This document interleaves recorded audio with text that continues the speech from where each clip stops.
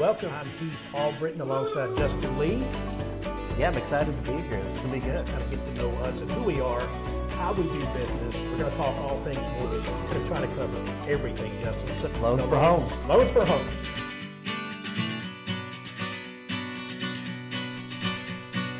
What's up, guys? Welcome to the Loans for Homes podcast. Today is Friday. What is today? August the 15th?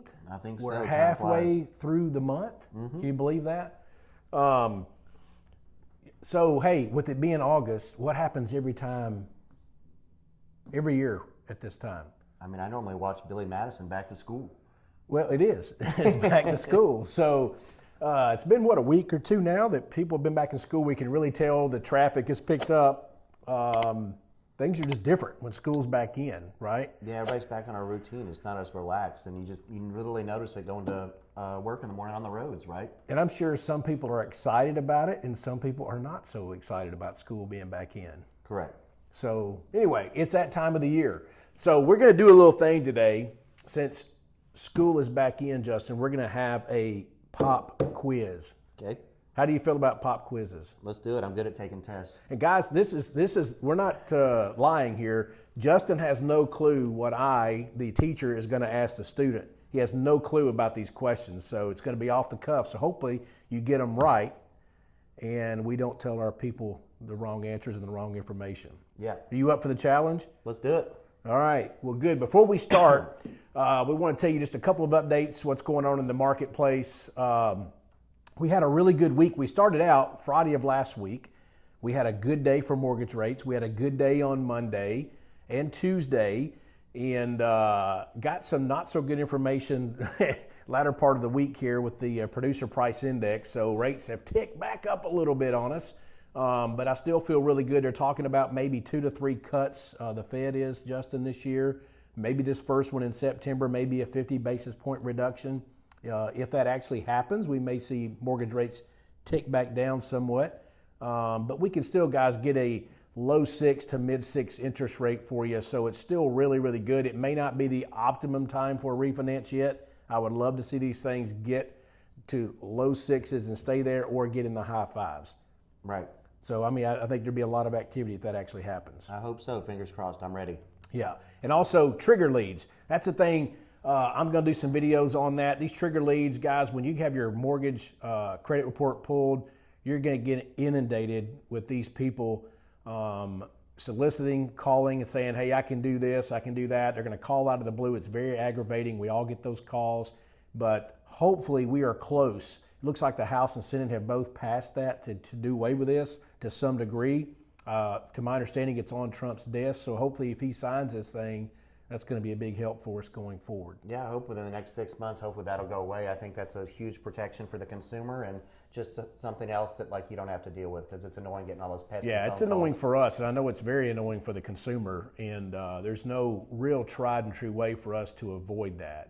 But anyway, just a quick update on that. So, on to the pop quiz here. Let's go. I hope you studied. Oh, yeah. You've been studying for the last 15 years? Yep. Okay. Try to. All right, so question number 1, and we may have a bonus question in here too. How much of a down payment do you need to buy a home? I mean, you can get in for as little as 0% down. Okay. I mean, if you're going conventional though, or FHA, it might be 3.5% or 3%, but literally you can get in for 0% down. Because I think most people think you have to have 20. Well, a lot of people think you have to have 20% down to do that. Yeah, that's a huge misconception. So Definitely 0%, 3%, 3.5%, 5%, or as much as you want. Correct. Well, that's good. All right. So what credit score do I need to buy a home? Every program's different, but traditionally for conventional and jumbo, you want to be 620 and higher. To keep things simpler, on VA and FHA, it'd be nice to be above 580, but we can go lower. All right, good deal. How can someone help me with my down payment, Justin? Hopefully mom and daddy can give you a gift. All right, how do we do that? Not before closing, we'd like to do it at closing. So a gift letter and wire it directly to title. Can it just be a friend that gives you money? No, not unless it's a close cousin. It's got to be a relative, I think. Yeah, it's got to be a relative. All right, but they can participate, so that's good. So if you're a first-time home buyer, maybe you want to make a down payment, or maybe you're going with a program that requires a down payment, mom and dad are willing to participate, then there's a way for them to give you a gift to help you do that. What about the seller, Justin? There's closing costs involved. I know closing costs typically run about 3% of the sales price. Can the seller help out with that? Yeah, the seller can pay your closing costs depending on what you're putting down is what the max percentage is, but they can definitely pay closing costs or help you buy down the rate. So there's a limit on how much they can pay, right? Correct. Like if you're doing less than 10% down, you might not be able to go up to 9%. But if you're going over 10% down, you can go up to 9%. Yeah, and maybe they wouldn't need that much, but they could use it for rate or a temporary rate buy down or a permanent rate buy down. Yeah, so it's a good tool, guys. I mean, get your realtor, talk to your realtor about that if you're making an offer on something, you know, and especially in a buyer's market like it is right now. Yeah. Have your agent negotiate either some or all of those closing costs to be paid by the seller. All right, you're doing good here. Not doing too bad at all. Can I start a new job, Justin, and still buy a home? It's not ideal, but you can. I mean, if you have an offer letter with a guaranteed salary on it, we can use that. But if you've got more complicated income like commission, overtime, bonus, we're not going to be able to track that on the new job until you've been on the new job for a little while. So if you can wait and hold on to your current employer, it's better to do that. But we can use a new employer if you've got an offer letter and that money's guaranteed. Good to know. So I don't know you've seen this too. Somebody comes in, they're starting a new job. You know, they fill out the loan application, they put on there, $10,000 in bonus. Well, they haven't even received a bonus yet. So guys, you can't use bonus. There's no history. You have to have a 2-year history of receiving bonus, overtime income, commissioned income. We want to average that over that 12 to 24 month period. And like Justin said, yes, if you're going to be in a salaried position or if you're going to be full-time guaranteed 40 hours, don't go get a job where you're paid hourly and it's fluctuating, right? It's called variable income, and that can be a huge problem, as we've seen in the past, right? Correct. Most people say they work 40 hours. However, most of the time when we get pay stubs, it's not always 40 hours. Yeah, surprise, surprise. So just call your loan officer, guys. Check with them before you do something crazy. All right, moving on. What documents must I be able to present for a pre-approval? I normally think it's best to go ahead and look at income docs. So if you can have your previous 2 pay stubs, your last 2 years W-2s, and your last 2 years tax returns, that's going to allow us to be more accurate and give you a better pre-approval. And I think accuracy's a lot better on the front end, isn't it? Yeah, I don't like surprises in the middle of the process, and God forbid we don't want to have to back out of a contract because you don't qualify. So it's better to go ahead and verify everything on the front end. So trust but verify, right? Good point. So just be prepared, guys. You know, if you're getting ready to buy something and make a big expense or a big purchase, just get those documents together. Be prepared to present those to your loan officer during the pre-approval process. It's just common sense. Right. Right. All right. If I buy a house today, Justin, and we already said it's August 15th. If I buy a house today, when would my first payment be due? Not till October. Great. So I get to skip September. Yeah, because you're always paying interest in arrears. So when you make that payment in October, you're actually paying the interest for September. And you've got a grace period from the 1st to the 15th. It's not late to the 16th. Great. And then do you know how much that normally runs if I pay my payment on the 16th? I guess it depends on the loan amount, doesn't it? It does, but it's only about 5% on your loan amount, and you're not actually going to be reported to credit until you're 30 days late.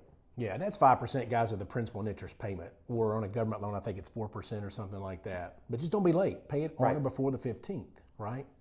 So pay on time, you don't have to worry about it. But that's always a good tool because every time we get someone, and maybe they're saying, "Hey, I'm in an apartment right now. My lease doesn't expire until next month." Great, you're not going to have to double up, right? First payment's due October 1. Your lease ends in September. Great, you're not going to have a mortgage payment for August or September. Your lease is up. Make your payment in October. Right. So it's always a good little tool. So Justin, what's an escrow account, and why is so much collected at closing? An escrow account is a separate account that we add on to your monthly mortgage payment that pays your taxes and insurance.